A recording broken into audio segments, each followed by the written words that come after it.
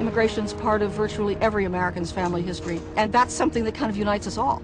It's crucial to preserve these buildings because if you lose them, you lose an important piece of American history. This, to me, is one of the sacred places in America. If we can't save Ellis Island, then what's happened to our soul? It closed in 1954, 50 years ago. In 1990, following the campaign for the Statue of Liberty, the Immigration Museum was opened on Ellis Island. This was always, as we called it, the forgotten side of Ellis Island. This was one of the largest hospital complexes built in its day from about 1900 to 1937. And it treated immigrants who were too sick to go on to America initially with state-of-the-art medicine of the day. We are on the south side of Ellis Island in a corridor that leads between some of the wards where the immigrants who came in for the medical inspection but didn't pass. The public health service doctors who were stationed at Ellis Island were really the elite of America's medical professionals. They were trained in bacteriology, the science of germ theory.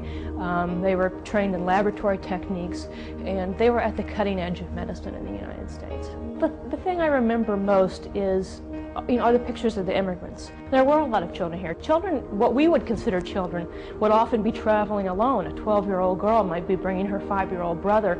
It impresses on me that this place was really about people and not just about buildings and about science.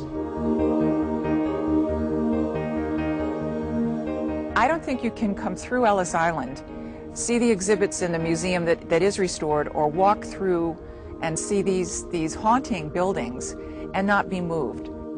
It is 19th century style, and it represents some of the most elegant and the most admired styles. Americans, we're having kind of a love affair with certain European styles of architecture. It was an elegant time, and the architecture here reflected that. They have such beautiful touches to them.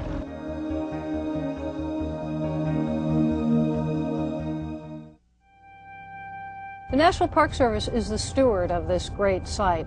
These buildings have been deteriorating since 1954 when Ellis Island was closed. That much time and environment that we're in have taken a hard toll on the buildings. We have, over the past several years, taken the first steps, very important steps, to stabilize the buildings and to slow down the deterioration, but that is just a short-term fix.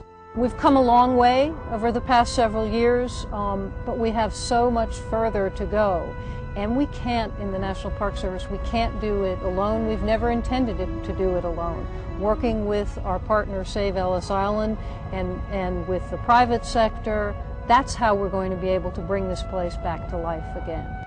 Save Ellis Island is a nonprofit organization and the National Park Service's designated partner for the remaining 30 unrestored buildings on the island. We're working on the restoration and reuse project. The Ellis Island project is going to do more than just restore and revitalize the buildings. It is going to create a world-class conference center, a learning institution, and a leading destination for tourism and families. In a project such as this one, there will be some public funds that would include some federal funds and some state funds. Then there are private funds, and that really involves corporations, individuals, foundations, to help raise the total dollars that we're going to need.